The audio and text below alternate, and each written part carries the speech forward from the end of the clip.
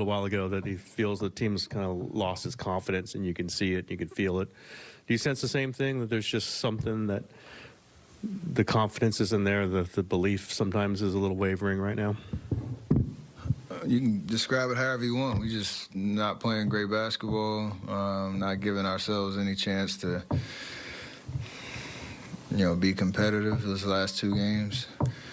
And I don't know, the last two starts have been, the last two first quarters have been a little rough. We settled it a little bit tonight at the end of the first quarter. I think it was like 20-6 at one point. But then, when you give a team, when you give the other team belief and you give the other team a reason to, keep their foot on the gas pedal, it makes it even harder knowing that we're going through our struggles as a team. So however you describe it, it's got to change. Hey, Steph, at the beginning of this homestand, you guys were 15-15. I know 500 isn't where you want to be, but now 3 games below. What do you think changed in the last 2 weeks between then and now? I wish I knew the answer. We could have avoided, the situation we're in.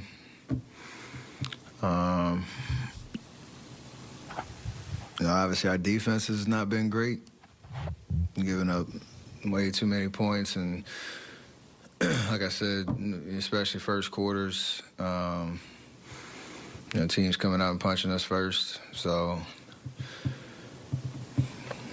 we can turn it into good learning lessons and opportunities for growth, but it's not going to happen on its own, and nobody's going to feel sorry for us. Nobody's going to help us get out of this hole. We have to do it ourselves. That's the challenge. After the Denver loss on this homestand, you said it's frustrating because you were losing what-if games, right? Ones that kind of collapsed in the last couple minutes. How is it different after 2 blowout losses? It's, same feeling, because Denver game played it well enough to win. He didn't, and then these last 2, you just get embarrassed. And I think you get to a point where you're trying to explain it away, trying to figure out what can change, specifically that can help us. And that's, the conversations that are happening in between games and, film sessions in the locker room. But it's headed the opposite way, and I don't know what to say about it, just because, we're not used to this kind of vibe around our team. So we have to acknowledge it, not let go of the rope, as they say, when it comes to our belief that we can just win the next game. But it all sucks.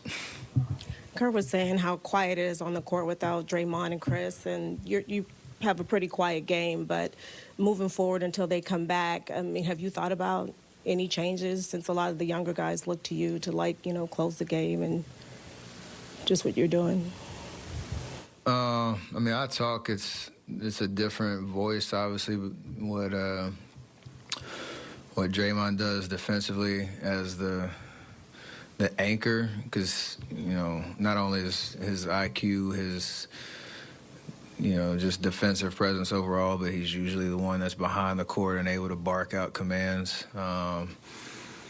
And he prides himself on that, CP, the same in the sense of just what he sees on the floor.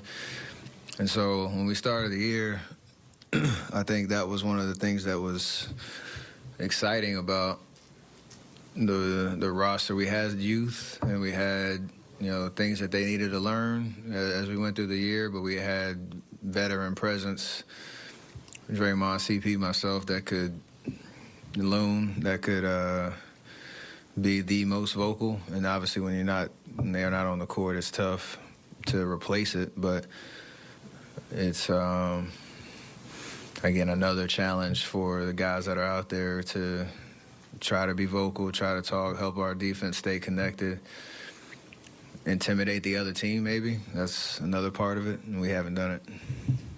you're not the general manager, and a lot of things are just going on that you can handle. But do you almost feel like that trade deadline coming up, you've got a certain amount of time to show management to keep things together, or they might have to make some major decisions?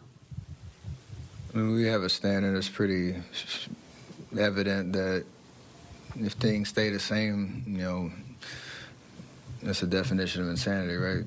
Keep doing the same thing, expecting a different result. So as players and what we can do, we have to control our effort, our focus, competitiveness, control the things that we can on the court. Like every NBA season, every organization, that stuff works itself out, and you can't allow yourself to get distracted by that, because whether you're at the top of the standings or the bottom, there's always rumors swirling, there's always conversations, and it's just a part of the business. And until anything happens, you can't get caught up in it because it rob you of your opportunity to play good basketball. And that's kind of where we're at. Steph, after a tough homestand, can it be galvanizing to go on a road trip and kind of get a breath of fresh air and regroup, and then before your next homestand here? It has to be. It has to be. This is the second straight game that you guys were booed here. How does that make you feel when you hear that?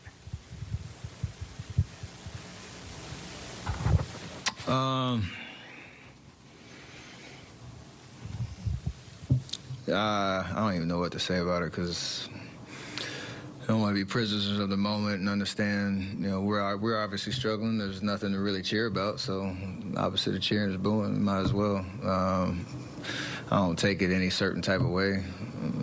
Honestly, I'm booing myself, booing our